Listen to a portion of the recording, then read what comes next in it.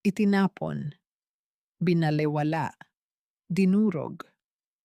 Habang hirap si Elena sa pagdadalang tao, nagpapakasarap ang kanyang asawang si Marco sa yakap ng ibang babae sa mismong bubong nila. Wala siyang silbi, ipasok na sa mental hospital, mariing sabi ni Marco. Ngunit hindi nila alam, ang babaeng tinapakan nila ay magbabalik bilang isang bagyo. Mula sa abo ng pagkakanulo, sisibol ang paghihiganti. Handa na ba silang tikman ang bagsik ng isang inang nagising sa katotohanan? Huwag kang mainip, mahal. Kapag naisilang na niya ang bata, wala na tayong magiging hadlang. Ipapadeklarang baliw si Elena at tayo na ang magpapalaki sa anak niya. Pagkatapos niyon, itatapon natin siya sa mental hospital kung saan hindi na siya makakaistorbo sa atin kailanman. Ang boses na iyon, ang boses ni Marco na dati ay tila musika sa pandinig ni Elena, ay biglang naging parang matalas na patalim na humihiwa sa kanyang puso. Ang malamig at walang awang mga salita ay nagmula sa baby monitor na nakalagay sa ibabaw ng munting lamesa, ang aparatong dapat sana ay magbibigay sa kanya ng kapanatagan para sa kaligtasan ng kanyang magiging anak. Sa mga sandaling iyon, hawak ni Elena ang isang munting pares ng dilaw na medyas, malambot at mabango ang amoy ng baby powder.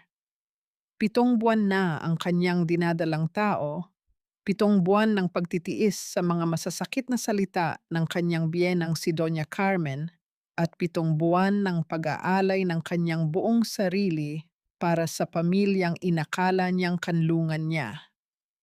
Katatapos lang niyang ayusin ang munting higaan ng sanggol, bawat tupi ng damit ay puno ng pagmamahal at panalangin. Ngunit ang bawat himaymay ng pag-asang iyon ay biglang napigtas. Naramdaman ni Elena ang panunuyo ng kanyang lalamunan.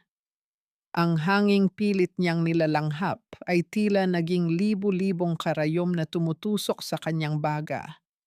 Hindi siya makagalaw, hindi siya makasigaw. Ang kanyang mga kamay na kanina ay maingat na nagtutupi ng damit ay nagsimulang manginig ng hindi mapigil hanggang sa dahan-dahang nalaglag ang munting medyas sa sahig, isang tahimik na saksi sa pagguho ng kanyang mundo. Ang bawat tibok ng kanyang puso ay naging isang mabigat na pasanin, tila isang tambol na nagbabadya ng kanyang sariling kamatayan. Baliw? Pulong niya sa kanyang isipan, habang ang kanyang paningin ay nagsisimulang lumabo dahil sa nagbabadyang mga luha. Ang panginginig ay lumipat sa kanyang mga tuhod at napahawak siya ng mahigpit sa gilid ng kuna upang hindi tuluyang mabuwal. Ang dating mainit at masayang silid ng sanggol ay biglang naging malamig, tila isang madilim na selda na unti-unting sumasakal sa kanya. Nandyan na ang gatas mo, Elena. Inumin mo na ito para lumakas kayo ng baby natin. Bumukas ang pinto at iniluwan nito si Marco.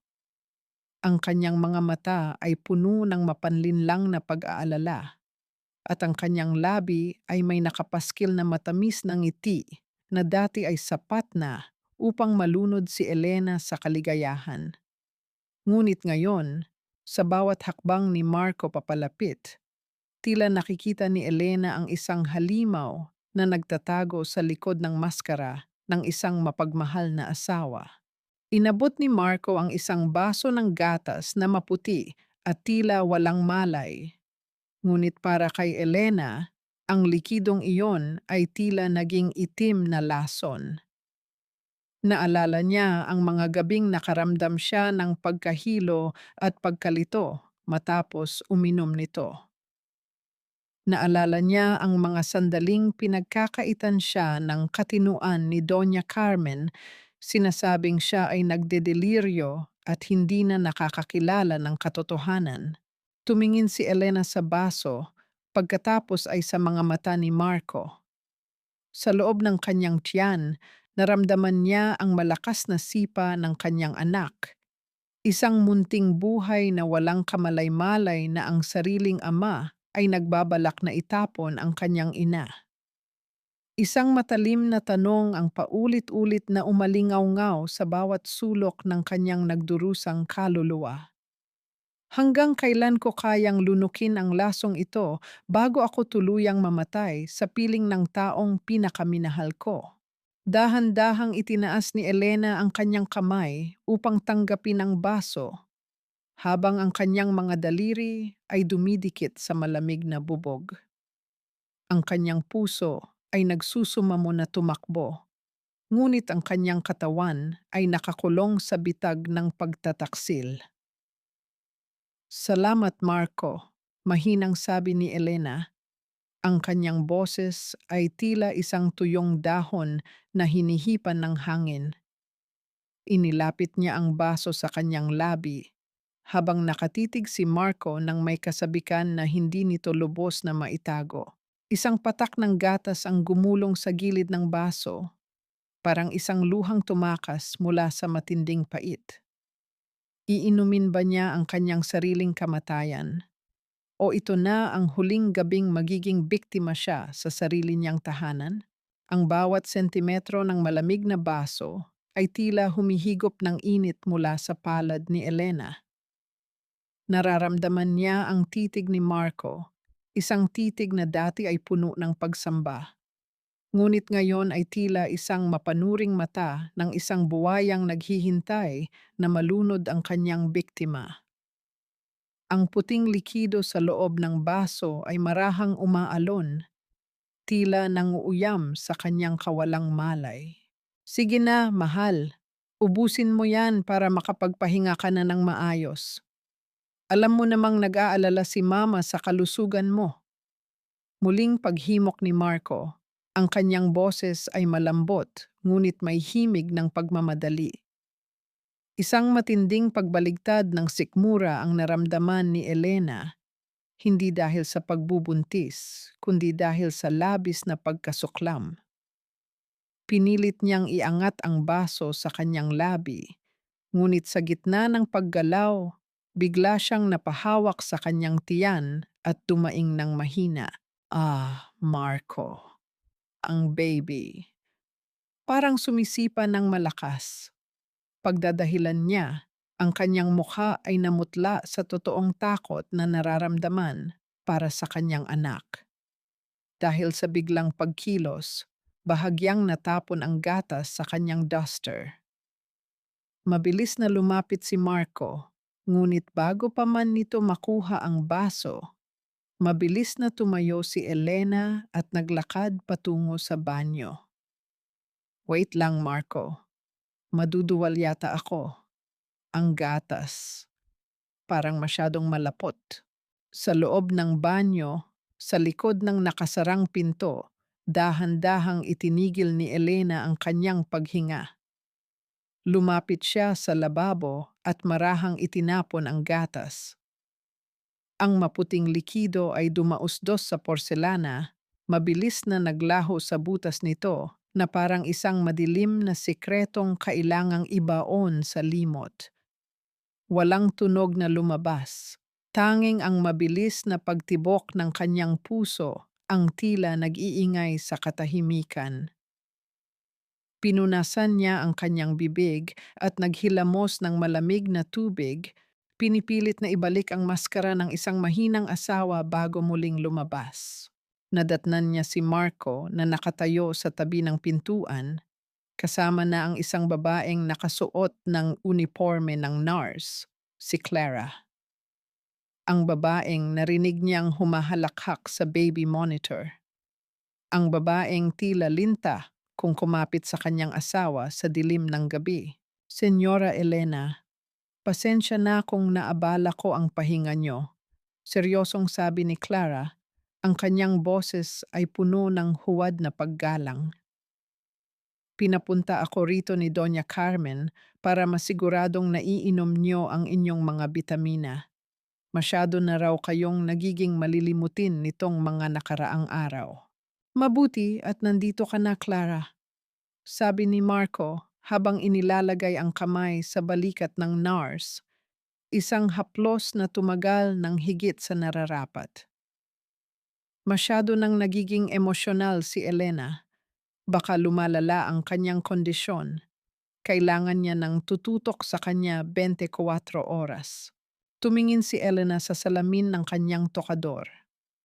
Doon, nakita niya ang refleksyon ng dalawa sa kanyang likuran. Nakita niya ang mabilis na pagkindat ni Marco kay Clara at ang mapanuksong ngiti na sumilay sa mga labi ng nurse. Ang bawat sulyap nila sa isa't isa ay parang isang lason na unti-unting pumapatay sa natitirang pag-ibig sa puso ni Elena. Nais niyang sumigaw, nais niyang sampalin ang dalawa at itaboy sila palabas ng kanyang tahanan. Ngunit naalala niya ang kanyang ama, naalala niya ang kanyang anak. Kailangan niyang maging matalino. Kailangan niyang maging isang mahusay na aktres sa sarili niyang trahedya. Umupo si Elena sa gilid ng kama, ang kanyang balikat ay nakalaylay, nagkukunwaring pagod at lito. Salamat, Clara. Pasensya na kayo. Tila hindi ko na alam kung ano ang totoo at kung ano ang panaginip lang. Huwag kang mag-alala, mahal. Nandito kami para sa'yo. Bulong ni Marco habang humahalik sa noo ni Elena. Isang halik na naramdaman ni Elena na parang marka ng isang traidor. Dahan-dahang lumapit si Clara kay Elena. Ang amoy ng pabango nito, isang matapang at mapang-akit na amoy na hindi nababagay sa isang nurse, ay pumasok sa ilong ni Elena. Ito ang amoy na madalas niyang maamoy sa polo ni Marco nitong mga nakaraang buwan. Yumuko si Clara at dahan-dahang hinaplos ang malaking tiyan ni Elena. Ang kanyang mga daliri ay malamig, tila mga galamay ng isang nilalang na nagbabalak mang-agaw. Napakaganda ng iyong tiyan, senyora. Bulong ni Clara. Ang kanyang mukha ay napakalapit sa mukha ni Elena na ramdam niya ang mainit na hininga nito. Huwag kayong mag-alala. Aalagaan ko ang batang ito na parang ako ang tunay niyang ina kapag wala na kayo. Nanigas ang buong katawan ni Elena. Ang mga salitang iyon ay tila isang sumpa na binitawan sa gitna ng gabi. Tumingin siya sa mga mata ni Clara at nakita ang isang madilim na kislap ng tagumpay. Tila isang malawak na sementeryo ang katahimikan sa loob ng mansyon ng mga Santa Cruz nang umalis sina Marco at Doña Carmen para sa isang biglaang pulong sa kumpanya.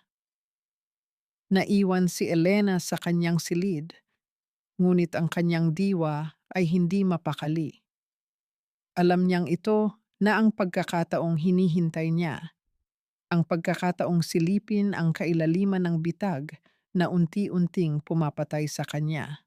Dahan-dahang lumabas si Elena, tinitiyak na ang bawat hakbang niya sa makintab na sahig ay walang nililikhang ingay.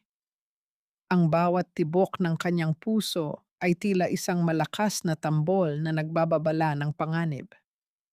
Nagtungo siya sa silid ni Clara, ang nurse na tila isang ahas na nakapasok sa kanyang hardin.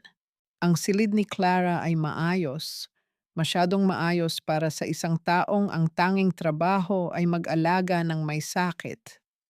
Pumasok ang sikat ng araw sa bintana, naglalantad sa mga alikabok na sumasayaw sa hangin. Nanginginig ang mga daliri ni Elena habang binubuksan niya ang maliit na drawer sa tabi ng kama. Doon, sa ilalim ng mga nakatuping uniforme, ay naramdaman niya ang isang matigas na bagay. Isang itim na pouch. Sa loob nito ay may ilang maliliit na bote ng gamot at isang piraso ng papel. Nang buksan ni Elena ang papel, tila tumigil ang pag-ikot ng mundo. Isa itong reseta, nakapangalan sa kanya, ngunit hindi niya kailanman nakita ang doktor na nakapirma rito. Strong sedative for severe psychosis and delusional behavior. Ang mga salitang iyon ay tila mga linta na sumipsip sa lahat ng natitirang lakas ni Elena. Hindi lang nila siya niloloko, unti-unti nilang nilalason ang kanyang isipan upang magmukha siyang baliw sa harap ng batas.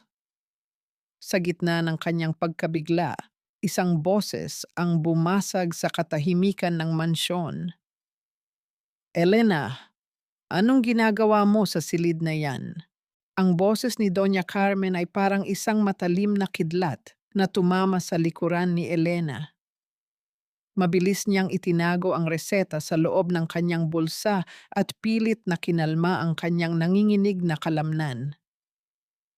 Paglingon niya, nakatayo ang matanda sa pintuan, ang mukha nito ay puno ng paghihinala at poot.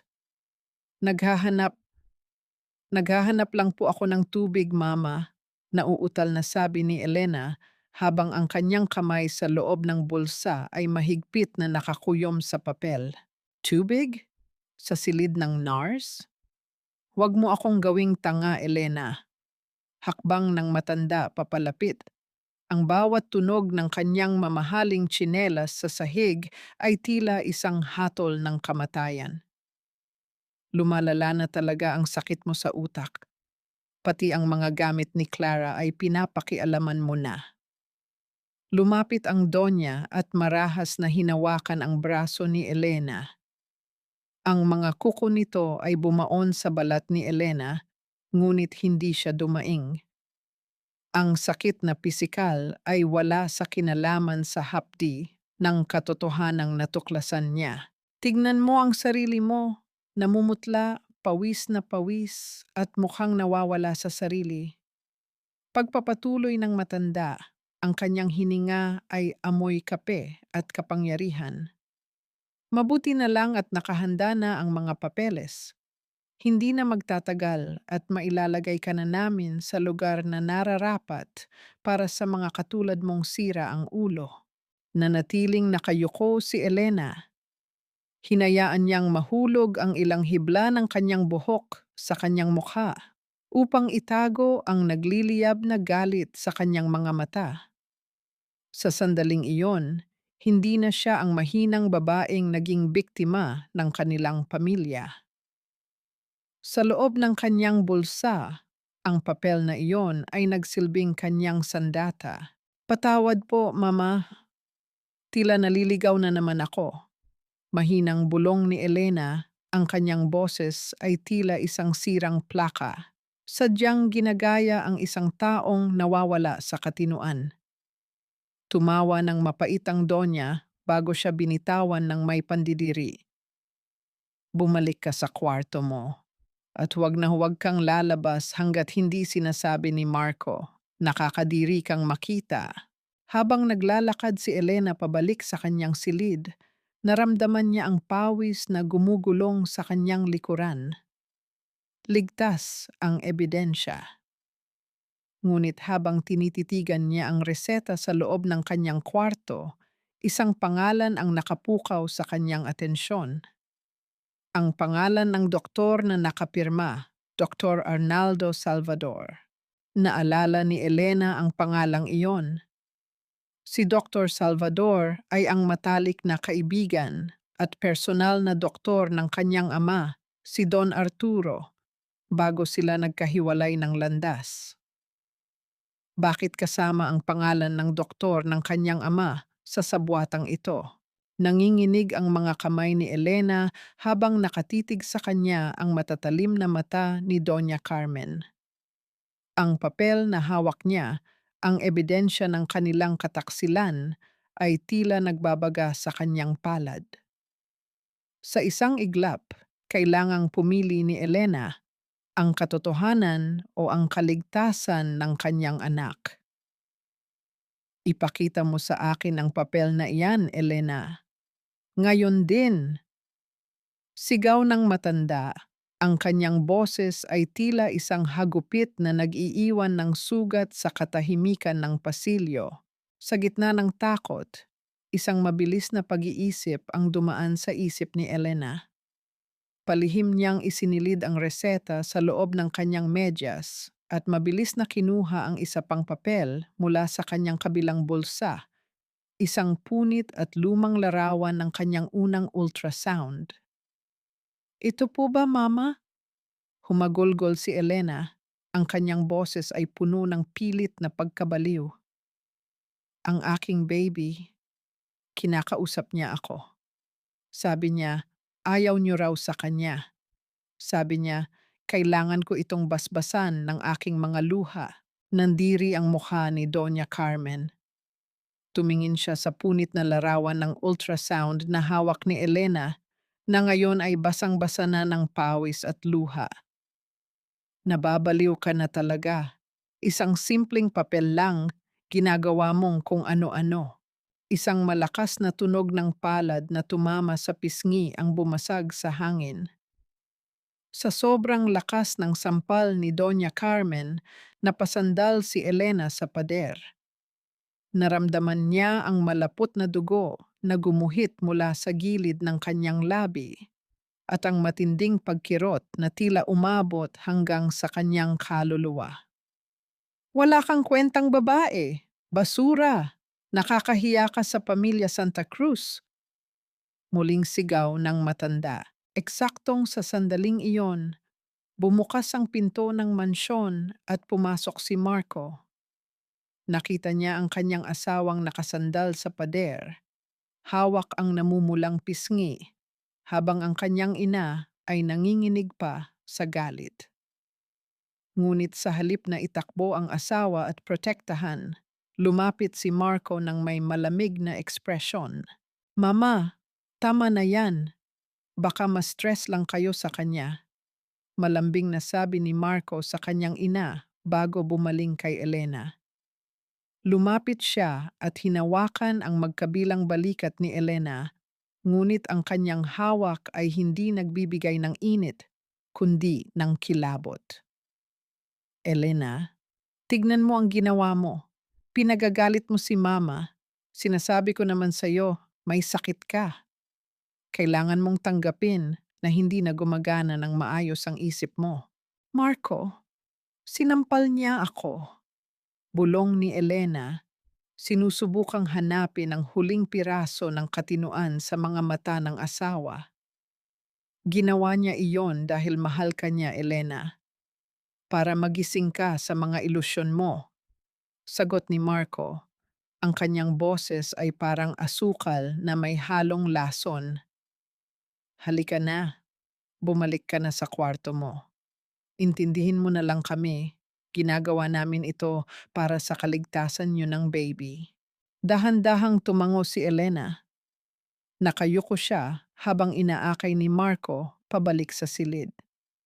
Sa bawat hakbang, naramdaman niya ang bigat ng kanyang hiya, ang kahihiyang pinili niyang takbuhan ang kanyang ama para sa lalaking ito na ngayon ay unti-unti siyang pinapatay. Nang makarating sila sa tapat ng kwarto, bago pumasok si Elena, isang luha ang pumatak mula sa kanyang mata. Ang luhang iyon ay hindi nahulog sa sahig, kundi dumapo sa makintab at mamahaling sapatos ni Doña Carmen na nakatayo sa malapit. Isang tahimik na panata ang nabuo sa puso ni Elena sa sandaling iyon. Balang araw, hindi na luha ang dadanak sa sapatos na iyan, kundi ang inyong pagsisisi. Ikinulong ni Marco si Elena sa loob ng kwarto at narinig niya ang pag-ikot ng susi mula sa labas. Sa dilim ng silid, naupo si Elena sa sahig. Nilabas niya ang reseta mula sa kanyang medyas at ang lumang cellphone na 3 taon na niyang hindi hinahawakan. Ang tanging koneksyon niya sa buhay na tinalikuran niya. 12:00 na ng gabi. Ang buong mansyon ay balot na ng katahimikan, maliban sa mahinang paghilik ng mga taong nag-aakalang talo na siya. Nanginginig ang mga daliri ni Elena habang pinipindot ang power button ng lumang phone. Isang mahinang liwanag ang lumabas mula sa screen, tumatanglaw sa kanyang mukhang may pasa at puno ng pait. Habang naglo-load ang mga lumang mensahe, Isang pangalan ang lumitaw sa contacts. Ang pangalang 3 taon niyang hindi binanggit, ngunit gabi-gabi niyang ipinagdarasal. Papa, hihingi ba siya ng tawad? O hahayaan na lang niyang tuluyang lamunin ng dilim ang kanyang katinuan?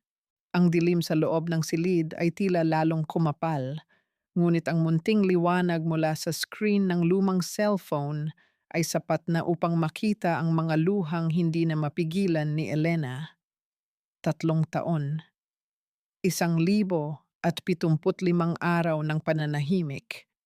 3 taon mula nang iwan niya ang mansyon ng kanyang ama na puno ng poot at pagrerebelde, dala ang pangakong hinding-hindi na siya babalik. Nanginginig ang kanyang mga daliri habang nakatitig sa numerong kabisado ng kanyang puso, ngunit pilit na kinalimutan ng kanyang isip. Papa, bulong niya, ang kanyang boses ay tila isang pagsusumamo na nagmumula sa kailaliman ng kanyang kaluluwa. Pinindot niya ang tawag. Ang bawat segundong paghihintay ay tila isang taon ng pagdurusa. Naririnya niya ang tibok ng kanyang sariling puso, mabilis, malakas, at puno ng kaba. Sa kabilang linya, pagkatapos ng ilang sandali, isang malalim at baritonong boses ang sumagot. Hello? Sino ito? Gabing-gabi na. Ang boses ni Don Arturo ay malamig at formal. Ang boses ng isang haring hindi sanay na naaabala. Hindi agad nakapagsalita si Elena. Napahikbi siya, isang tunog na puno ng pait at pagsisisi na 3 taon niyang kinimkim. Nang marinig ng matanda ang hikbi sa kabilang linya, tila tumigil ang lahat ng ingay sa paligid. Papa, Papa, ito si Elena. Sa wakas ay nasabi niya, ang kanyang boses ay basag at halos hindi marinig. Katahimikan. Isang nakabibinging katahimikan ang namayani sa pagitan ng mag-ama. Sa kabilang dako ng linya, narinig ni Elena ang pagbagsak ng isang kristal na baso sa sahig, ang pagbasag ng katahimikan na naging pader sa pagitan nila sa loob ng mahabang panahon. Naririnig ni Elena ang mabilis na paghinga ng kanyang ama, ang paghinga ng isang taong tila nakakita ng multo mula sa nakaraan. Elena, anak, ikaw ba talaga iyan? Ang boses ni Don Arturo ay hindi na malamig. Ito ay naging boses ng isang amang naghihinagpis, isang amang matagal nang naghihintay sa pagbabalik ng kanyang nawawalang prinsesa. Papa, patawarin niyo po ako. Patawarin niyo ako sa lahat ng katigasan ng ulo ko. Hagulgol ni Elena, wala na siyang pakialam kung marinig man siya ng mga tao sa labas ng kwarto. Maling-mali ako, Papa. Tama kayo. Hindi nila ako minahal. Ginamit lang nila ako. Nasaan ka, anak? Anong nangyari? Bakit ganyan ang boses mo? Puno ng pag-aalala at lumalagablab na galit ang tinig ng matanda. Doon ay ibinuhos ni Elena ang lahat. Ikinuwento niya ang tungkol sa kanyang pagbubuntis, ang pagtataksil ni Marco, ang lason sa kanyang gatas, at ang planong ipasok siya sa mental hospital upang agawin ang kanyang anak. Habang nagsasalita si Elena, nararamdaman niya ang unti-unting pagpuno ng puwang sa kanyang puso. Ang proteksyon ng kanyang ama, na dati niyang itinuring na tanikala, ay siya na palang magiging tanging paraan upang siya ay makalaya. Papatayin ko sila, Elena. Dudurugin ko ang pamilya Santa Cruz hanggang sa maging abo na lang ang pangalan nila. Ang boses ni Don Arturo ay tila isang dagundong ng kulog. Huwag kang matakot, anak ko. Simula sa sandaling ito, wala nang makakasaling sa kahit isang hibla ng iyong buhok. Uuwi ka na. Uuwi ka na sa akin. Naramdaman ni Elena ang isang mainit na agos ng pag-asa sa kanyang dibdib. Pero Papa, kailangan ko ng oras. Kailangan kong protektahan ang ebidensya para hindi nila makuha ang anak ko. Gawin mo ang kailangan mong gawin, Elena. Magkunwari ka. Magtiis ka pa ng kaunti. Pero tandaan mo ito, sa likod mo, nakatayo ang buong kapangyarihan ng pamilya De Leon. Ang bawat luhang pumatak sa mga mata mo ay babayaran nila ng dugo at yaman. Nang matapos ang tawag, niyakap ni Elena ang kanyang lumang cellphone. Sa unang pagkakataon sa loob ng maraming buwan, nakaramdam siya ng tunay na kaligtasan. Pinunasan niya ang kanyang mga luha at tumingin sa salamin. Ang babaeng nandoon ay hindi na ang sugatang si Elena Santa Cruz, kundi ang nagbabalik na si Elena de Leon. Ngunit sa gitna ng kanyang panandaliang kapayapaan, napansin niya ang isang aninong gumagalaw sa ilalim ng siwang ng kanyang pintuan. Isang yabag ng paa ang marahang lumalayo sa pasilyo. May nakikinig. May nakarinig sa lahat ng kanyang sinabi. Ang bawat yabag ng paa na lumalayo sa kanyang pintuan ay tila isang tunog ng orasan na nagbabadyang maubos na ang kanyang panahon. Mabilis na itinago ni Elena ang kanyang lumang cellphone sa loob ng punda ng unan, habang ang kanyang paghinga ay mabilis at mababaw. Alam niyang hindi siya maaaring magpakita ng takot. Sa mundong ito ng mga lobo, ang tanging paraan upang mabuhay ay ang magkunwaring isang tupa na nawawala sa katinuan. Bumukas ang pinto ng walang babala. Iniluwan nito si Clara, ang nurse na may dalang tray ng pagkain, ngunit ang kanyang mga mata ay hindi nakatingin sa pagkain kundi direkta sa mga mata ni Elena. May bakas ng pagdududa sa kanyang mukha, isang mapanuring tingin na tila naghahanap ng anumang butas sa pagkatao ni Elena. Senyora, sino ang kausap mo? May narinig akong nagsasalita rito sa loob. Malamig na tanong ni Clara habang inilalapag ang tray sa lamesa. Ang tunog ng basong dumampi sa kahoy ay tila isang babala. Hindi sumagot si Elena. Sa halip, dahan-dahan niyang kinuha ang isang mahabang unan sa kanyang kama. Niyakap niya ito ng mahigpit, tila isang ina na nagpoprotekta sa kanyang anak. Sinimulan niyang iugoy ang unan, marahan at banayad, habang ang kanyang paningin ay nakatitig sa kawalan. Shh! Huwag kang maingay, Baby Arturo. Matulog ka na, munting prinsipe ko. Bulong ni Elena, ang kanyang boses ay tila isang malamig na simoy ng hangin na nagdadala ng kilabot.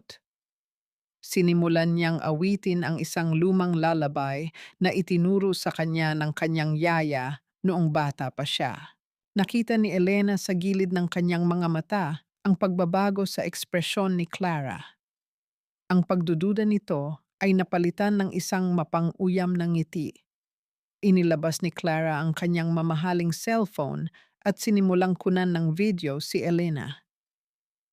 Tignan mo nga naman, Marco, bulong ni Clara sa sarili habang nakatutok ang lens ng camera sa mukha ni Elena. Tuluyan na ngang nasira ang tuktok ng asawa mo. Kinakausap na ang unan. Napakagandang ebidensya nito para sa korte. Hindi tumitigil si Elena sa kanyang pag-arte. Kahit na kumukulo ang kanyang dugo sa bawat segundong itinatala ni Clara ang kanyang kabaliwan, nanatili siyang matatag. Sa likod ng kanyang mga matang tila walang buhay, ang kanyang isipan ay tila isang grandmaster sa chess na nagpaplano ng susunod na 7 hakbang. Kailangan niyang bigyan ng oras ang kanyang ama. Kailangan niyang paniwalain ang mga Santa Cruz na wala na siyang laban. Paglabas ni Clara, Narinig ni Elena ang malakas na halakhak nito sa pasilyo. Ilang sandali pa ay narinig niya ang pagdating ni Marco. "Hayan, tignan mo ang video na ito, Marco." Boses ni Clara na punong-puno ng katuwaan. "Hindi na natin kailangang hintayin ang panganganak niya. Ihanda mo na ang deed of transfer at ang mga medical commitment papers. Sa ganitong lagay, kahit sinong huwes ay pipirma para sa atin. Mabuti, Clara. Mabuti." Sagot ni Marco. Ang kanyang boses ay puno ng kasabikan at kasakiman. "Kailangan na nating makuha ang kontrol sa lahat. Nagkakaproblema na ang kompanya at ang pirma lang ni Elena ang tanging paraan upang maisalba ang yaman natin." Sa loob ng silid, dahan-dahang ibinaba ni Elena ang unan. Ang kanyang mukha ay naging parang isang pader na bato. Walang emosyon, walang takot, tanging isang malamig na determinasyon. Ang bawat pangungutya nila ay nagiging gasolina sa apoy ng kanyang paghihiganti. Ngunit ang katahimikan ng mansyon ay muling nabasag ng isang katulong ang mabilis na tumakbo patungo sa opisina ni Marco. Ang tunog ng mabilis na pagtakbo sa pasilyo ay tila isang babala ng bagyong darating. "Senyor Marco, may dumating pong sobre. Isang itim na sobre, wala pong pangalan ng nagpadala." Sigaw ng katulong. Mula sa kanyang silid, narinig ni Elena ang biglang pagtahimik ni na Marco at Clara. Ang itim na sobre. Ang tatak ng pamilya de Leon na ginagamit lamang sa mga deklarasyon ng digmaan sa mundo ng negosyo. Isang matalim na ngiti ang sumilay sa mga labi ni Elena. Ang unos ay hindi na lamang dumarating. Ang unos ay nandito na.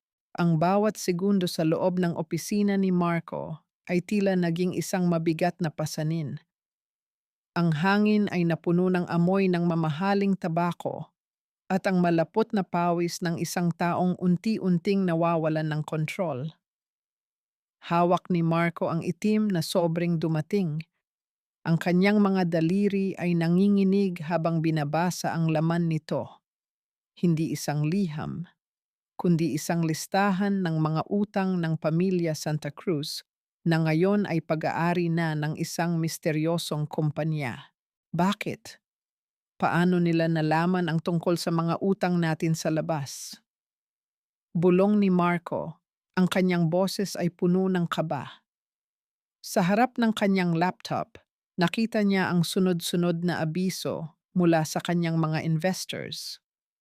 Isa-isa silang umaurong. Tila ba may isang invisible na kamay na humihila sa kanila palayo sa lumulubog na barko ng mga Santa Cruz. Bumukas ang pinto at pumasok si Doña Carmen. Ang kanyang mukha ay puno ng kolorete, ngunit hindi nito maitago ang pamumutla ng kanyang balat. "Marco, kailangan na nating kumilos. Narinig ko ang balita sa bangko. Kung hindi natin mababayaran ang interes ngayong buwan, kukunin nila ang mansyong ito." "Alam ko, Mama, pero wala tayong pondo." Sigaw ni Marco. Ang kanyang pagtitimpi ay tuluyan ng naglaho. "Ang trust fund ni Elena," mariing sabi ng matanda. Ang kanyang mga mata ay nanlilisik sa kasakiman. "Akala natin ay maliit lang iyon, pero ayon sa mga papeles na nakuha ni Clara, sapat iyon upang itawid tayo sa krisis na ito. Kailangan nating makuha ang pirma niya ngayong gabi na." Samantala, sa isang gusaling abot-langit sa gitna ng Makati, nakatayo si Don Arturo sa harap ng malawak na bintana. Nakatingin siya sa mga ilaw ng lungsod, ngunit ang kanyang isipan ay nasa kanyang nag-iisang anak. Sa kanyang likuran, isang hanay ng mga pinakamagaling na abogado ang naghihintay ng kanyang utos. "Bilhin niyo ang lahat." Malamig na utos ni Don Arturo. "Bawat utang, bawat sanla, bawat kumpanyang may kinalaman sa mga Santa Cruz. Gusto ko silang makitang nagmamakaawa sa kalsada bago matapos ang linggong ito. Ngunit siguraduhin ninyong ligtas si Elena. Huwag kayong gagawa ng anumang hakbang na maglalagay sa kanya sa panganib. Sa mansyon, dahan-dahang binuksan ni Elena ang pinto ng kanyang silid. Nakita niya si Marco sa pasilyo, may hawak na baso ng kape. Napansin ni Elena ang matinding panginginig ng kamay ng kanyang asawa. Isang panginginig na hindi kayang itago ng anumang pagpapanggap. Isang lihim ng ngiti ang sumilay sa mga labi ni Elena. Ang takot na nararamdaman ni Marco ay ang pinakamatamis na musika sa kanyang pandinig. Nagkunwari si Elena na lito at tulala nang mapansin siya ni Marco. Marco, bakit ang daming tao sa labas? Natatakot ako, bulong niya, habang ang kanyang mga mata ay sadyang pinatitingkad ang pagiging inosente. Lumapit si Marco at pilit na ngumiti kahit na ang kanyang mga mata ay puno ng stress. Huwag kang matakot, mahal. Mayroon lang tayong maliit na problema sa opisina, pero huwag mong isipin iyon. Mayroon akong sorpresa sa iyo. Hinawakan ni Marco ang malamig na kamay ni Elena. Magbihis ka, Elena. Magkakaroon tayo ng isang espesyal na dinner ngayong gabi. Ang buong pamilya ay magsasama-sama. Gusto kong ipagdiwang natin ang nalalapit na pagdating ng ating anak. Naramdaman ni Elena ang panlalamig ng kanyang sariling dugo. Alam niya ang ibig sabihin ng dinner na ito. Ito ang dinner kung saan susubukan nilang ipapirma sa kanya ang kanyang sariling kamatayan. Dinner po? Sige, Marco. Magbibihis ako. Sagot ni Elena. Ang kanyang boses ay tila isang masunuring bata. Nang magsara ang pinto, humarap si Elena sa salamin. Ang kanyang mga mata ay hindi nalito.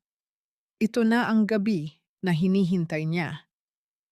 Ngunit sa gitna ng kanyang paghahanda, isang tanong ang pumasok sa kanyang isip.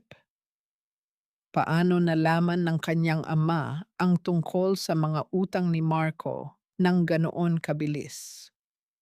Mayroon bang ibang tao sa loob ng kumpanya ni Marco na palihim na tumutulong sa kanya? Ang bawat sulok ng mansyon ay tila naging isang masukal na gubat kung saan ang bawat isa ay nag-aabang sa pagkakamali ng iba. Habang abala sina Doña Carmen at Marco sa pag-aayos ng kanilang nasirang negosyo, si Elena ay tahimik na gumagalaw sa dilim.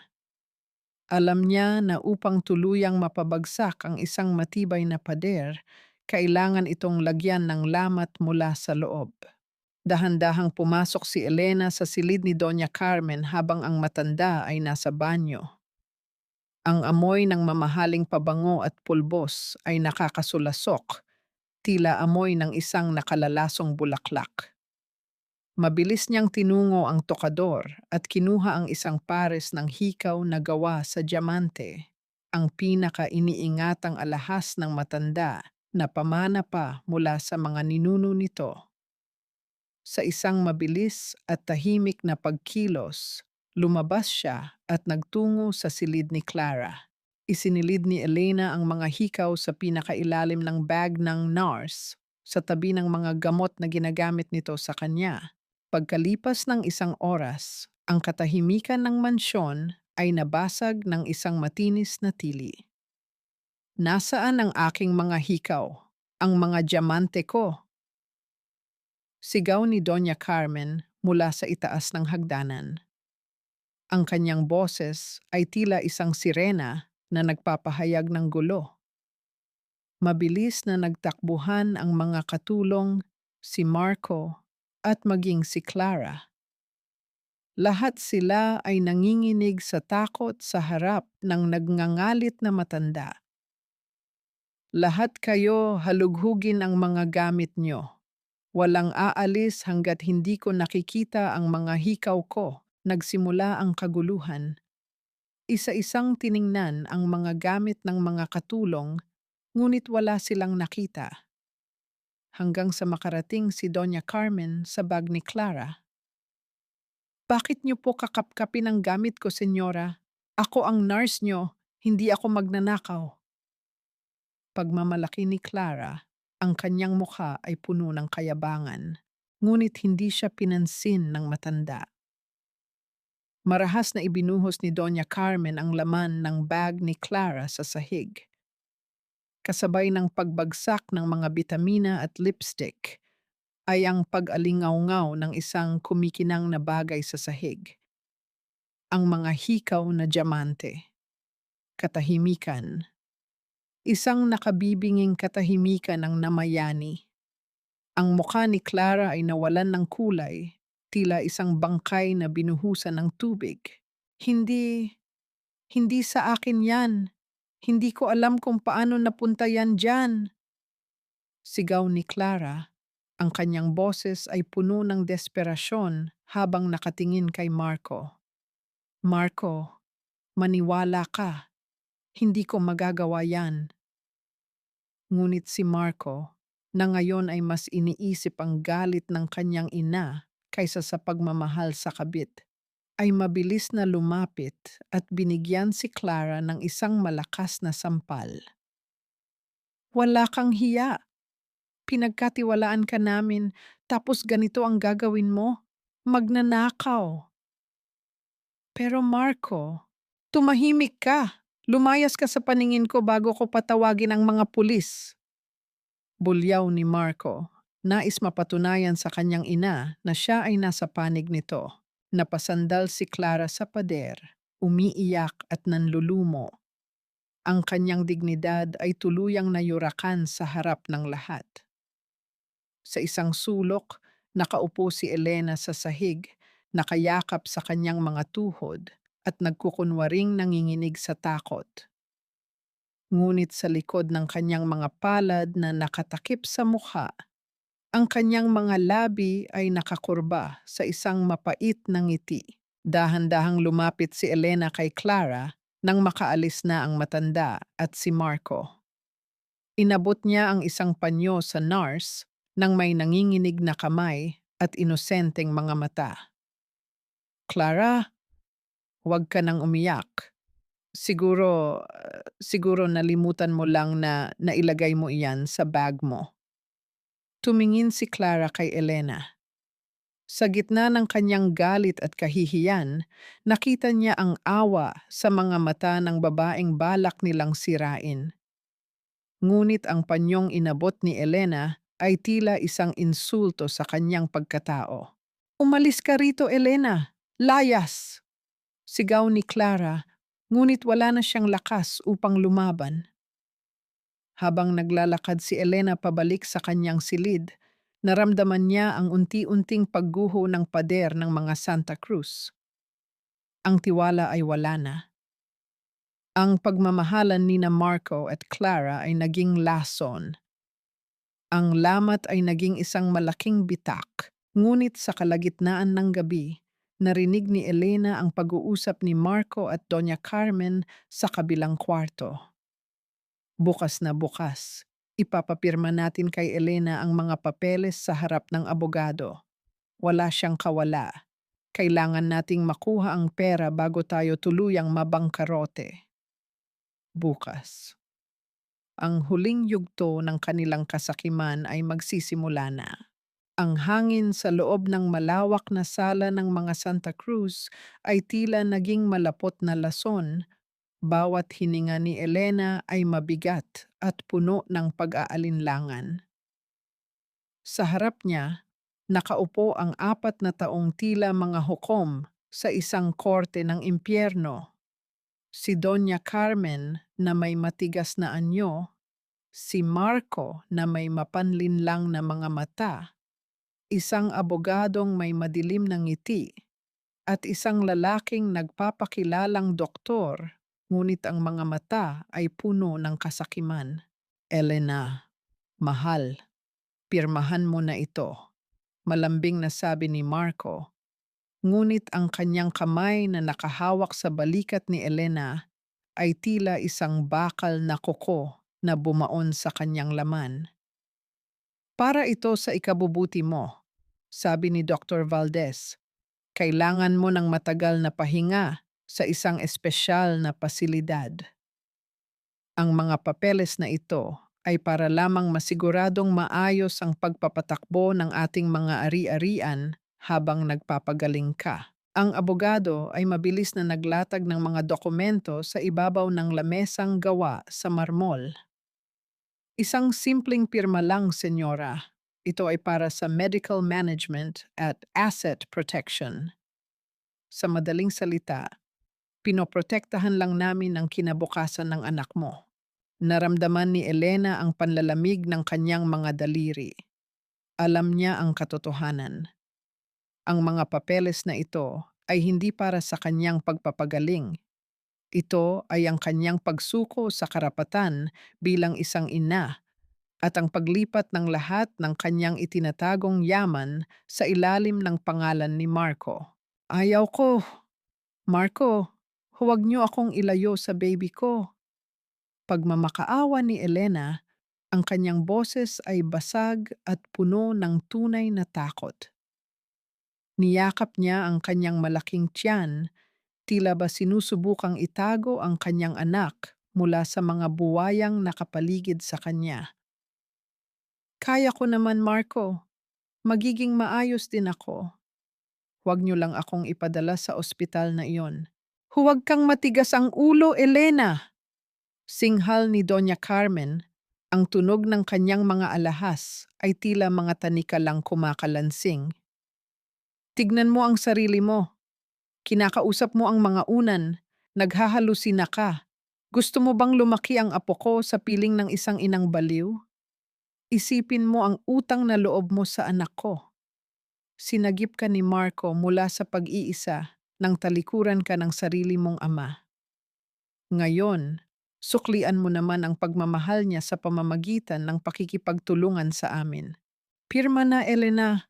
Tapusin na natin ito. Muling bulong ni Marco. Inilalapit ang isang mamahaling ballpen sa nanginginig na kamay ni Elena. Dahan-dahang hinawakan ni Elena ang ballpen. Ang kanyang mga kuko ay namuti sa higpit ng pagkakahawak. Tila ba doon niya ibinubuhos ang lahat ng poot na nais niyang isigaw. Tumingin siya sa malaking orasan sa pader. Ang bawat galaw ng kamay ng oras ay tila isang countdown sa kanyang kapalaran. Nasaan na kayo, Papa?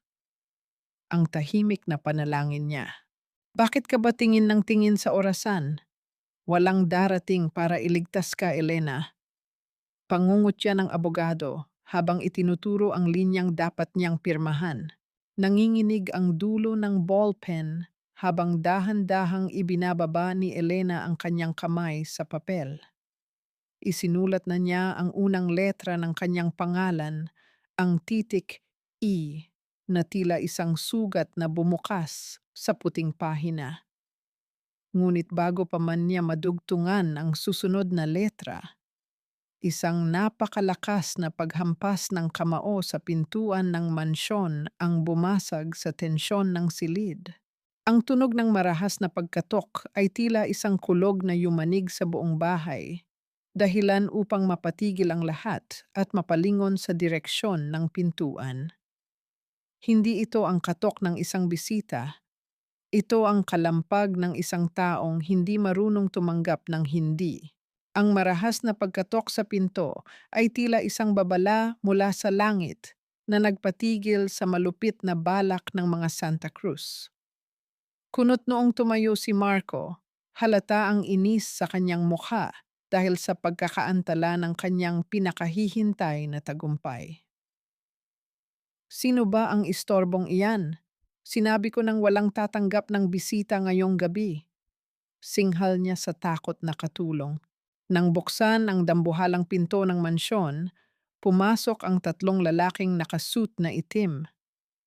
Ang kanilang anyo ay formal, malamig, at naglalabas ng autoridad na hindi matatanggapan. Hindi sila mga pulis, ngunit ang bawat galaw nila ay tila nagdadala ng hatol ng kamatayan para sa mga negosyanteng katulad ni Marco. Senyor Marco Santa Cruz. Kami ay mga kinatawan ng Prime Legacy Holdings. Panimula ng lalaking nasa gitna, ang kanyang boses ay tila bakal na tumatama sa marmol na sahig. Narito kami upang iabot ang imbitasyong ito. Isang shareholders banquet ang magaganap ngayong gabi sa Grand Plaza Hotel. Inaasahan ang inyong presensya kasama ang inyong ina, si Doña Carmen. Shareholders banquet? Ngayong gabi? Imposible. Wala kaming natatanggap na anunsyo. Sabat ni Doña Carmen habang lumalapit, pilit na itinatago ang kaba sa kanyang dibdib. Ang inyong kumpanya ay sumailalim na sa debt restructuring simula kaninang hapon. Ang inyong pinakamalaking creditor ay ang Prime Legacy Holdings, na ngayon ay may hawak ng mahigit 60% ng inyong mga utang at ari-arian. Walang emosyong paliwanag ng kinatawan. Kung hindi kayo sisipot, ituturing namin itong pagsuko sa lahat ng inyong natitirang assets. Namutla si Marco. Ang pawis sa kanyang noo ay nagsimulang gumulong pababa. Tumingin siya sa mga papeles sa harap ni Elena, pagkatapos ay sa mga lalaking nasa harap niya. Alam niyang ito ang huling pagkakataon upang maisalba ang bumabagsak niyang kaharian. Elena, pumanhik ka muna sa kwarto mo. Tatapusin natin ang pagpirma pagbalik namin. Mabilis na utos ni Marco habang marahas na hinahatak ang mga papeles palayo sa kanya. Huwag kang lalabas. Clara, bantayan mo siya ng maigi. Siguraduhin mong hindi siya makakagawa ng anumang gulo. Halos kalad ka rin ni Clara si Elena pabalik sa itaas. Nang marinig ni Elena ang tunog ng susi na umiikot sa kandado mula sa labas, dahan-dahan siyang naupo sa sahig. Ngunit sa pagkakataong ito, walang luhang pumatak sa kanyang mga mata. Sa halip, isang malamig at matalim na tingin ang bumakas sa kanyang mukha. Pinunasan niya ang bakas ng titik E na nasulat niya sa kanyang palad kanina. Tumayo siya ng tuwid, hindi na nakabaluktot ang balikat, hindi na nakayuko ang ulo. Ang kanyang boses, na kanina ay tila nanginginig sa takot, ay naging matatag at puno ng kapangyarihan nang bumulong siya sa dilim. Ang bangketeng pupuntahan nyo ay hindi para sa inyong kaligtasan. Iyon ang magiging libing ng inyong kasakiman, bulong ni Elena. Binuksan niya ang kanyang closet at kinuha ang isang nakatagong maternity gown na kulay itim na seda. Simple ngunit napaka-elegante. Isang damit na pinadala ng kanyang ama sa pamamagitan ng isang lihim na mensahero noong nakaraang gabi. Habang isinusuot niya ang damit, tila ba isinusuot din niya ang kanyang tunay na pagkatao. Ang bawat butones, ang bawat tupi ng tela ay nagpapaalala sa kanya na siya ay isang De Leon. Ngunit sa gitna ng kanyang paghahanda, isang marahang kalansing ng mga susi ang narinig niya mula sa labas ng pinto. Ang anino ni Clara ay muling lumitaw sa ilalim ng siwang. Senyora Elena, alam kong hindi ka baliw. Ang bulong ni Clara mula sa kabilang panig, ang kanyang boses ay puno ng poot at inggit. At hindi kita hahayaang makalabas dito ng buhay para sirain ang kinabukasan ko kay Marco. Ang bawat pag-ikot ng susi sa kandado ay tila isang hatol na nagpapahintulot sa pagpasok ng kasamaan. Nang bumukas ang pinto, tumambad si Clara na bihis na bihis. Suot ang isang mapangahas na pulang damit na tila sumisigaw ng kanyang ambisyon. Ang kanyang buhok ay maayos ang pagkakaayos at ang kanyang mga labi ay pinintahan ng kulay ng dugo. Labas na, Senyora Elena, pangungutya ni Clara, habang tinitignan ng mula ulo hanggang paa ang suot ni Elena na tinatakpan ng isang luma at malaking coat. Huwag kang mag-alala, isasama ka namin sa banquet. Gusto ni Marco na masaksihan mo kung paano ka papalitan ng isang babaeng may pakinabang sa buhay niya. Manood ka sa isang sulok habang kinikilala ako ng lahat bilang bagong reyna ng mga Santa Cruz. Hindi sumagot si Elena. Nanatili siyang nakayuko. Ang kanyang mga kamay ay nakatago sa loob ng bulsa ng kanyang coat. Mahigpit na hawak ang kanyang dangal. Hinayaan niyang itulak siya ni Clara patungo sa naghihintay na sasakyan. Sa bawat sandali ng panunumbat at pang-iinsulto ng NARS, lalong tumitibay ang pader ng kanyang pasensya. Pagdating sa Grand Plaza Hotel, ang liwanag ng mga dambuhalang chandelier ay tila nanunuri sa bawat panauhin. Ang bulwagan ay puno ng mga taong ang suot ay ginto at seda, ngunit ang mga ngiti ay tila gawa lamang sa plastic.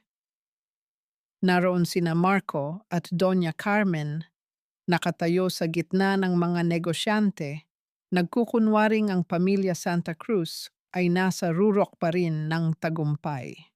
Gumiti ka, Marco. Huwag mong ipakita sa kanila na gumuho na ang ating kumpanya. Bulong ni Doña Carmen habang humihigpit ang hawak sa kanyang baso ng champagne. Nang makita niya si Elena na pumasok, mabilis siyang lumapit at marahas na hinila ang braso ng manugang patungo sa isang madilim na sulok. Makinig ka sa akin, ikaw na babaeng walang silbi. Ang boses ng matanda ay tila isang ahas na bumubulong ng lason. Isang maling galaw mo lang, isang maling salita na magpapahiya sa amin sa harap ng mga taong ito. Sisiguraduhin kong hindi mo na makikita ang sikat ng araw pagkatapos ng gabing ito. Manatili ka lang diyan sa sulok, magpanggap kang lito at tanga gaya ng dati. Intindihin mo, ang aming pangalan ang nakataya rito. Binitawan niya ang braso ni Elena nang may pandidiri. Tila ba nakahawak siya sa isang maruming basahan. Naglakad pabalik ang matanda sa gitna ng bulwagan, suot ang kanyang mapagmalaking anyo. Si Marco naman ay abala sa pakikipagtawanan sa mga dating kasosyo, habang si Clara ay nakadikit sa kanyang tabi na parang isang tunay na asawa, panakanakang sumusulyap kay Elena nang may mapang-uyam na tingin. Tumingin si Elena sa paligid. Nakita niya ang bawat pagkukunwari, ang bawat kasinungalingan, at ang bawat lamat sa pader na pilit nilang itinatago. Sa ilalim ng kanyang coat, naramdaman niya ang lambot ng itim na sedang gown, ang kanyang tunay na baluti. Umakyat si Marco sa entablado, ang ilaw ay nakatutok sa kanya. Magandang gabi sa inyong lahat. Panimula niya, ang kanyang boses ay puno ng huwad na kumpiyansa. Nais kong magpasalamat sa inyong lahat sa pagdalo.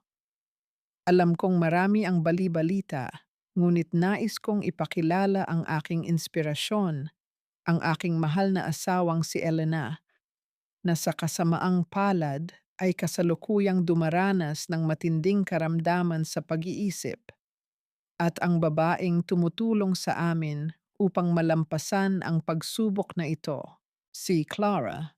Isang mahinang bulungan ang kumalat sa bulwagan. Ang kahihiyang ibinabato ni Marco kay Elena sa harap ng maraming tao ay tila isang lason na dahan-dahang kumakalat. Ngunit bago pa man makapagsalita muli si Marco, ang lahat ng ilaw sa dambuhalang hotel ay biglang namatay. Ang kadiliman ay naging ganap. Ang mga tawa ay napalitan ng mga sigaw ng pagkagulat at bulong ng pagkalito. Sa gitna ng madilim na silid, ang tanging maririnig ay ang mabilis na paghinga ni Marco at ang kabog ng puso ni Doña Carmen. Isang matalim na katahimikan ang namayani, tila ba ang buong mundo ay naghihintay sa susunod na mangyayari. Sa gitna ng pusikit na kadiliman, ang bulwagan ng Grand Plaza Hotel ay binalot ng isang nakakabinging katahimikan. Ang mga bulong-bulungan ay napigtas, at ang tanging maririnig ay ang mabilis na paghinga ni Marco mula sa entablado.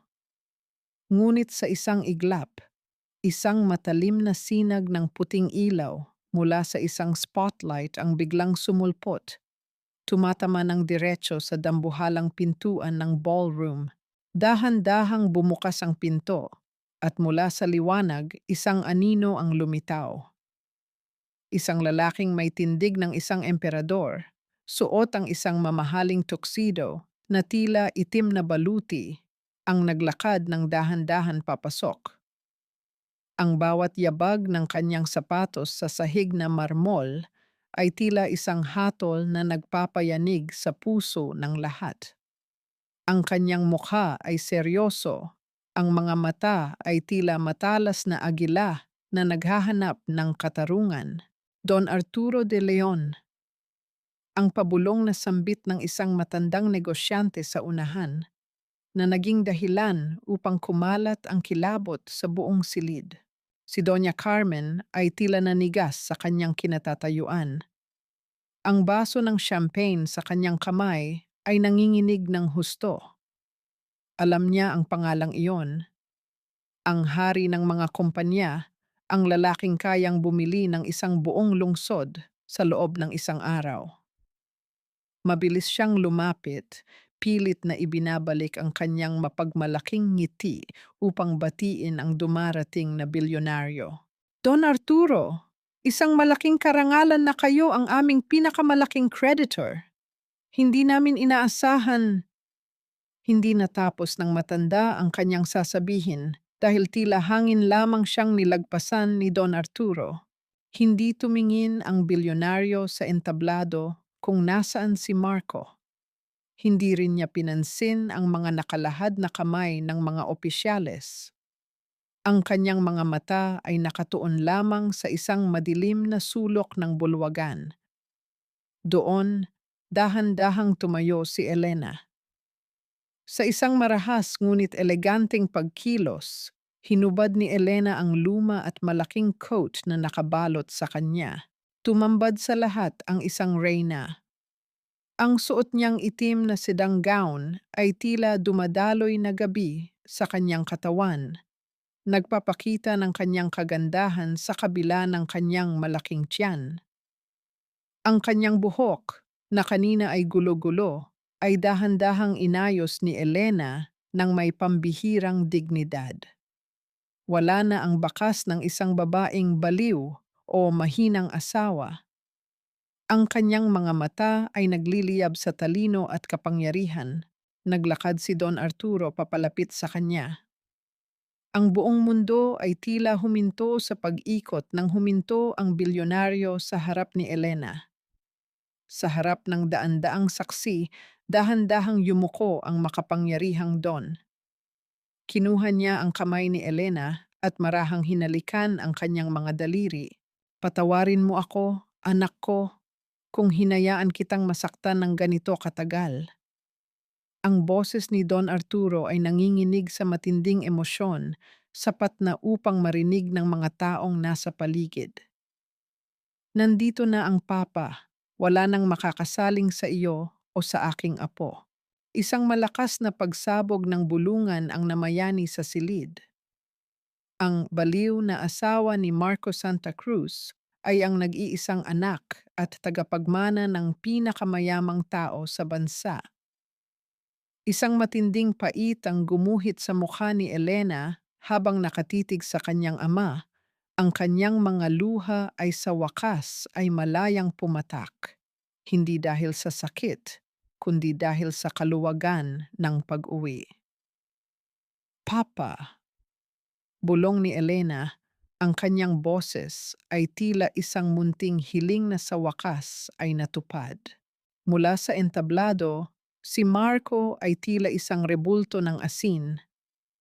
Ang kanyang mikropono ay muntik ng malaglag sa kanyang nanginginig na kamay. Ang kanyang mukha ay nawalan ng lahat ng kulay, tila ba ang lahat ng dugo sa kanyang katawan ay naglaho. Lumingon si Elena kay Marco, isang malamig at makamandag na ngiti ang sumilay sa kanyang mga labi. Papa, Elena, ikaw ang anak ni Don Arturo de Leon? Ang boses ni Marco ay halos hindi lumabas sa kanyang lalamunan, puno ng hindi maipaliwanag na kilabot at pagsisisi. Tumingin si Elena ng diretso sa mga mata ng asawang nagtaksil sa kanya. Sa tingin mo ba, Marco, isang hamak na Santa Cruz lang ang may kayang humawak sa aking kapalaran? Isang nakabibinging katahimikan ang bumalot sa bulwagan. Ang bawat pares ng mata ay nakatuon kay Elena na ngayon ay nakatayo sa tabi ng kanyang ama, hindi na bilang isang biktima, kundi bilang isang reynang handa ng singilin ang lahat ng utang. Oo, Marco, ako nga ang anak ng lalaking ito. Panimula ni Elena, ang kanyang boses ay malinaw, matatag, at tumatagos sa bawat sulok ng silid. At ang bawat kasinungalingan na iyong binitiwan ngayong gabi ay magiging bato na hihila sa iyo pababa sa kailaliman. Lumakad siya papalapit sa entablado. Ang bawat hakbang ay puno ng kapangyarihan. Sinabi mong may sakit ako sa pag-iisip? Oo, tama ka.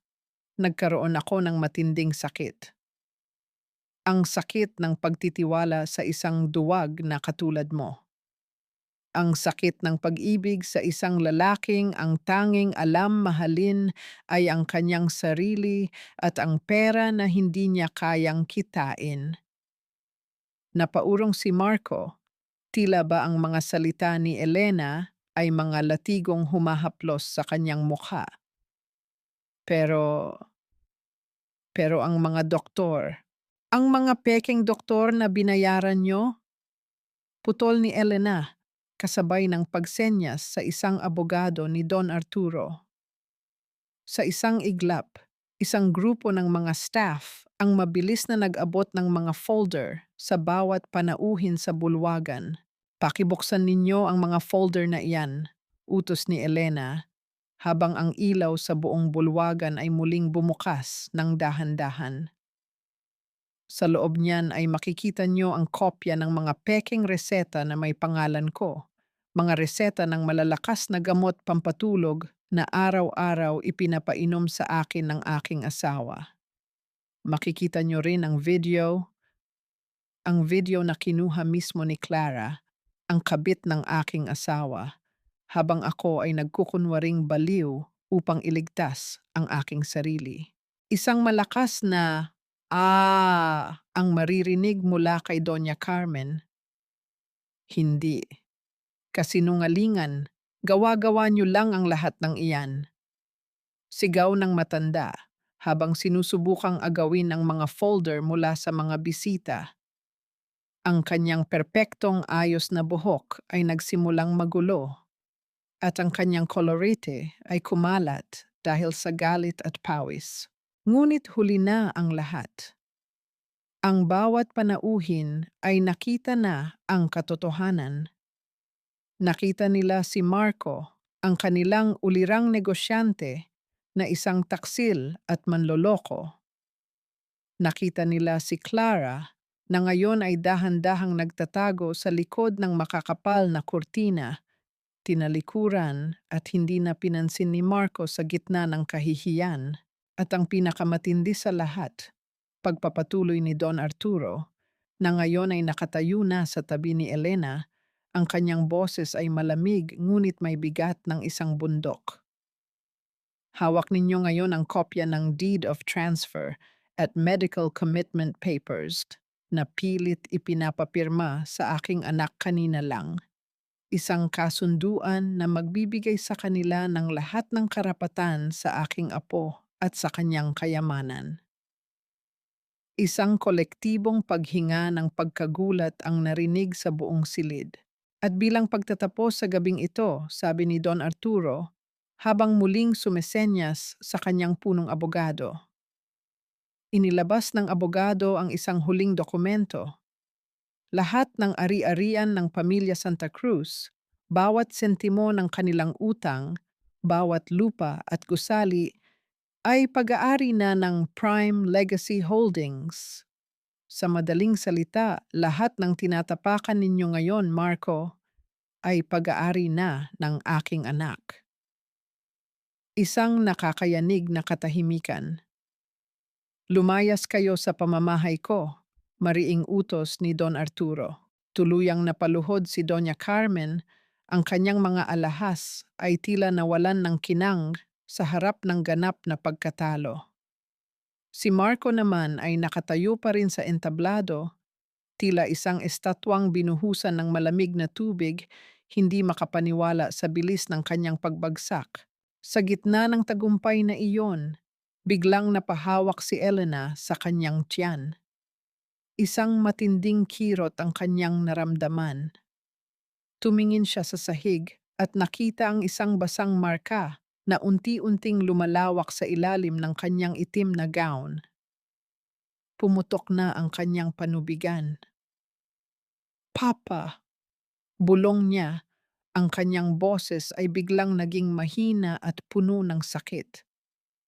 Ang baby, lalabas na yata siya. Ang bawat segundong lumilipas ay tila naging isang habambuhay ng pagdurusa at takot. Sa gitna ng dambuhalang ballroom, ang ingay ng mga bulungan ay napalitan ng boses ng katarungan at ang mahihigpit na utos ni Don Arturo. Habang dahan-dahang napapaupo si Elena sa sahig dahil sa matinding kirot, mabilis siyang binuhat ng kanyang ama. Ang mga bisig ni Don Arturo na dati ay inakala ni Elena na masyadong mahigpit at nakakasakal ay naging tanging kanlungan niya sa gitna ng unos. Dalhin ang sasakyan, ngayon na. Ang kulog na utos ni Don Arturo sa kanyang mga tauhan. Ang bawat hakbang niya papalabas ay tila nagpapayanig sa pundasyon ng hotel. Ngunit bago pa man sila makalabas ng pinto, isang desperadong anino ang humarang sa kanilang daan. Si Marco. Ang kanyang tuxedo ay gusot na. Ang kanyang mukha ay puno ng pawis at luha ng pagkukunwari. Elena, Papa Arturo, patawarin niyo ako. Hindi niyo pwedeng ilayo ang anak ko. Karapatan ko yan. Anak ko ang batang nasa loob ng sinapupunan niya. Isang malakas at nakakabinging katahimikan ang namayani nang huminto si Don Arturo. Tumingin siya kay Marco nang may matinding pandidiri. Tila ba nakatingin siya sa isang dumi sa kanyang sapatos. Ngunit si Elena, sa gitna ng matinding paghilab ng kanyang tiyan, ang sumagot. Iminulat niya ang kanyang mga mata na nagliliyab sa poot at determinasyon. Wala kang anak rito, Marco.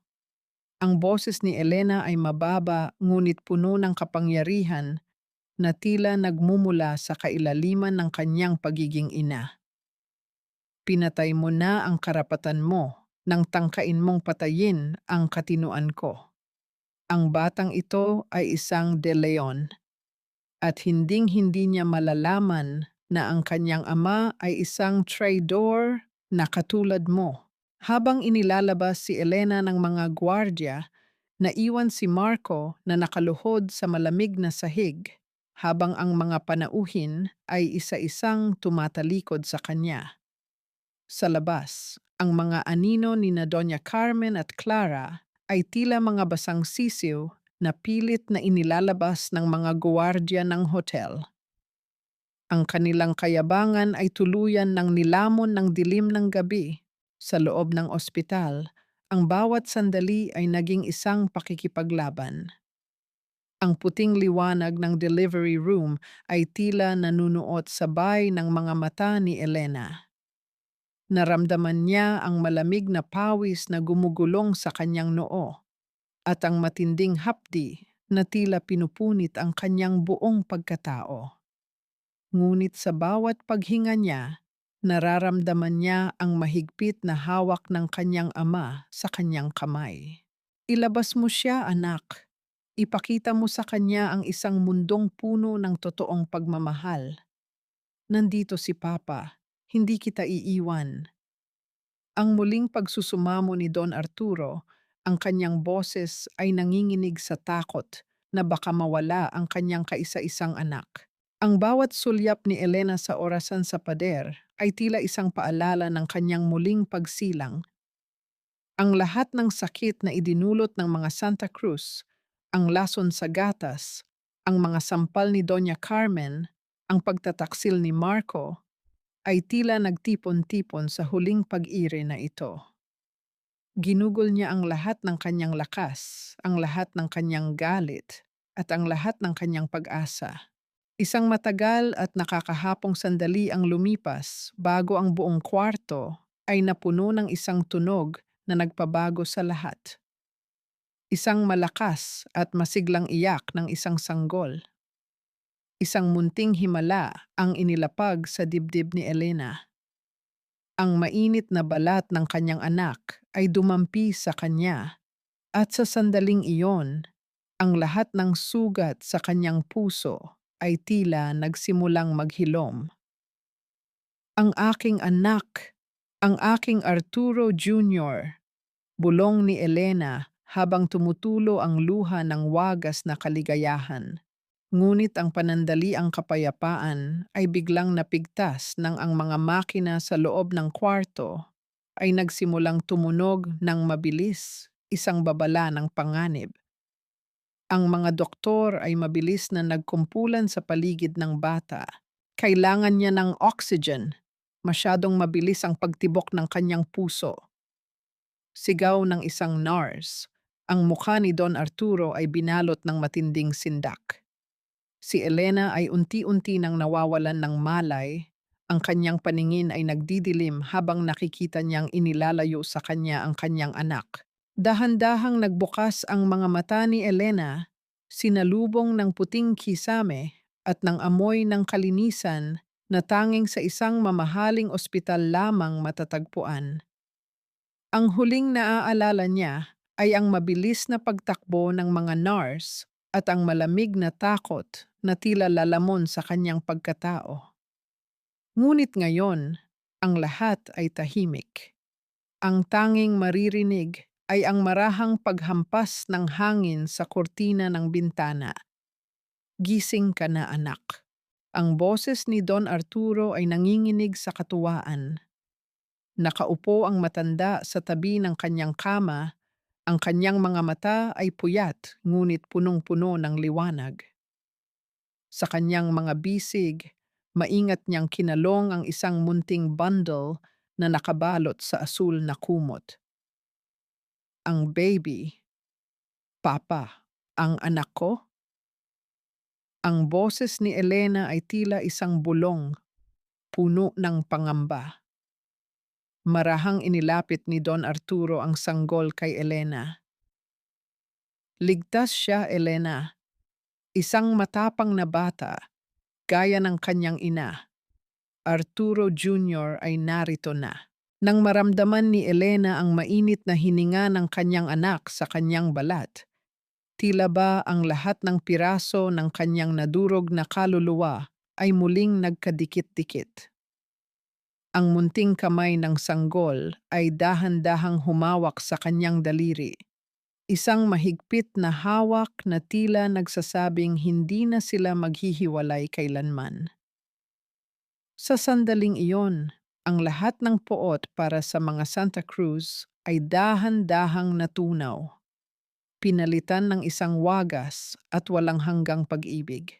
Makalipas ang 2 araw, bago ang kanilang pag-uwi, hiniling ni Elena na dumaan sa lobby ng ospital.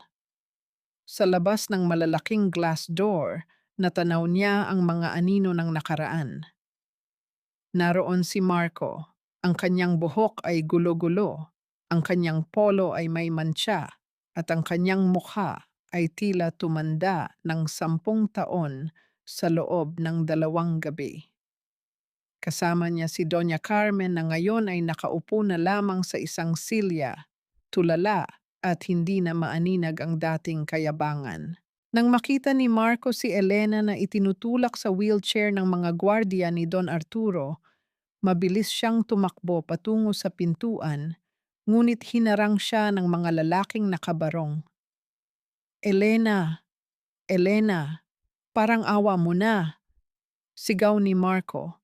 Ang kanyang boses ay nanginginig sa desperasyon. "Gusto ko lang makita ang anak ko. Asawa mo pa rin ako. May karapatan ako." Huminto ang wheelchair. Tumingin si Elena kay Marco, ngunit sa kanyang mga mata ay wala ng galit, wala ng sakit, at wala ng kahit anong emosyon. Para sa kanya, ang lalaking nasa harap niya ay isa na lamang estranghero na bahagi ng isang masamang panaginip na tapos na. "Marco," ang boses ni Elena ay kasing lamig ng yelo sa gitna ng disyerto. "Sa batas, sa moralidad, at sa puso ko, wala ka ng puwang. Ang batang ito ay hindi mo pag-aari dahil ang isang ama ay hindi nagtatangkang sirain ang ina ng kanyang anak." Inabot ni Elena sa kanyang abogado ang isang dokumento. "Ito ang restraining order. Isang hakbang pa papalapit sa amin. At sisiguraduhin kong sa loob ng selda ka na magpapaliwanag. Ang kasal natin? Tinatrabaho na ang annulment based sa panloloko at psychological abuse mo. Ngayon malaya ka na. Malayang harapin ang kahirapan na ikaw rin ang gumawa." "Elena, huwag.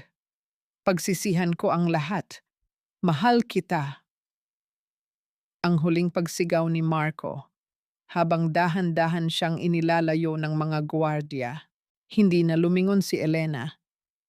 Pinanood niya ang kanyang anak na mahimbing na natutulog sa kanyang mga bisig habang isinasakay sila sa isang marangyang sasakyan.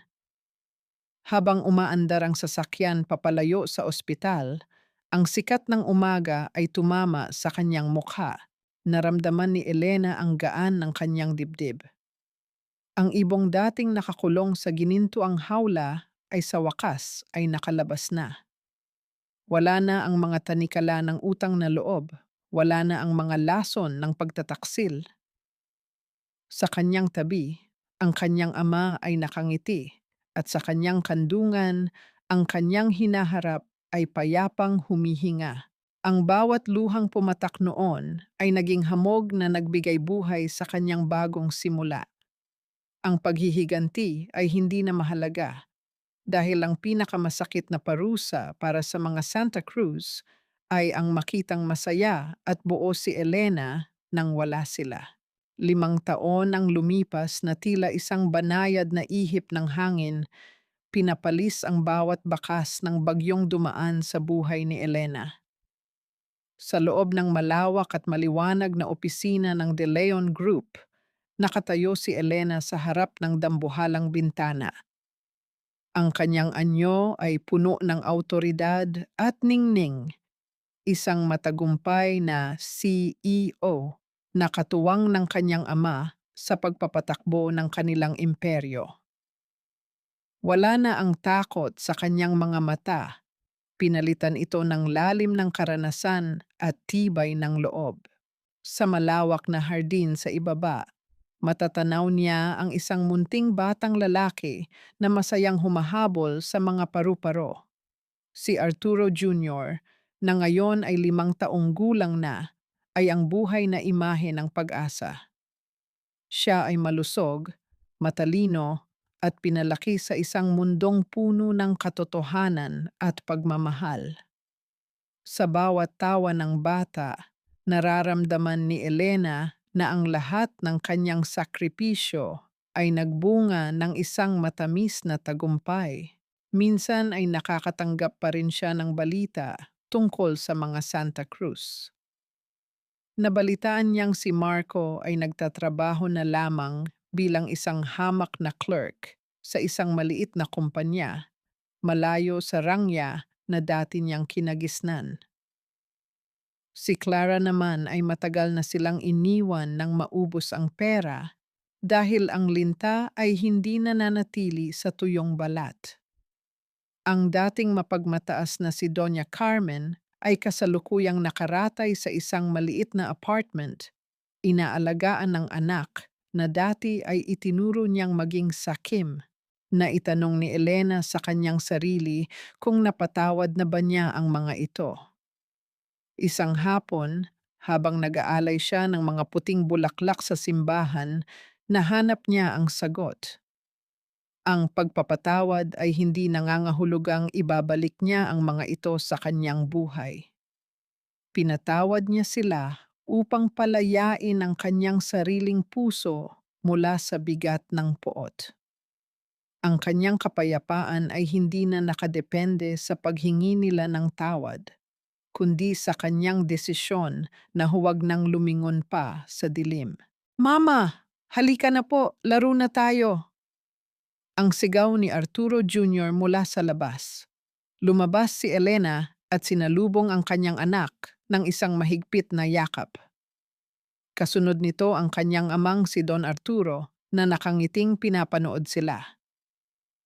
Ang bawat sandali ng kanilang pagsasama ay tila isang gamot na tuluyang naghilom sa lahat ng kanyang mga sugat. Ang aral na iniwan ng kanyang paglalakbay ay malinaw. Ang tunay na pag-ibig ay hindi sumisira sa iyong pagkatao. At ang pagiging isang ina ay hindi nangangahulugang kailangan mong maging martir sa kamay ng mga mapang-abuso. Natutunan ni Elena na ang pinakamalakas na sandata ng isang babae ay ang kanyang dangal at ang kakayahang tumayo sa sariling mga paa.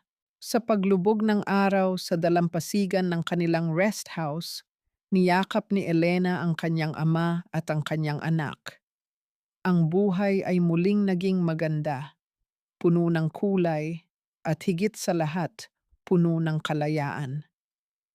Ang kwento ni Elena ay hindi lamang tungkol sa paghihiganti, kundi tungkol sa muling pagkabuhay ng isang kaluluwang inakalang patay na, ngunit muling sumibol dahil sa wagas na pagmamahal ng isang magulang at ng kanyang anak. Doon, sa gitna ng katahimikan ng gabi, nahanap ni Elena ang tunay na kahulugan ng salitang tahanan. Hindi ito isang mansyon o isang apelyido, kundi ang lugar kung saan ang iyong puso ay ligtas, pinahahalagahan, at malayang magmahal ng walang takot.